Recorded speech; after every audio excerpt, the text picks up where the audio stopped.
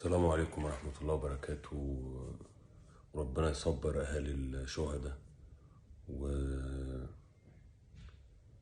وبيرزقهم الاستقرار والنصر القريب إن شاء الله. كم الرسائل اللي بتجيلي إن نازل حاجة وعايزين صوتنا يوصل لمين؟ يعني عايزين صوتنا يوصل لمين برا بلادنا؟ صوتنا يوصل لبلادنا.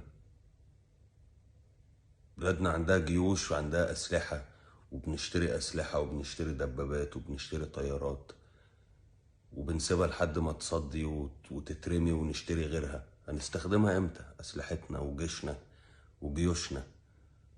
وصوتنا يوصل لمين بره؟ احنا عايزين مين بره يدافع عننا؟ ده قمة الجبن وقمة عدم الرجولة، وقمة لما نقول احنا عايزين نكتب بالانجليش عشان بره يعرفوا ان احنا بنتضرب. وانت فين؟ انت فين بلدك وفين جيشك؟ صوتك يوصل لحكومتك. قول لحكومتك طلع السلاح وروح حارب. الجيش ايه؟ مين هيدافع عن عربي زيه زيك؟ ما نقول كلام عاقل.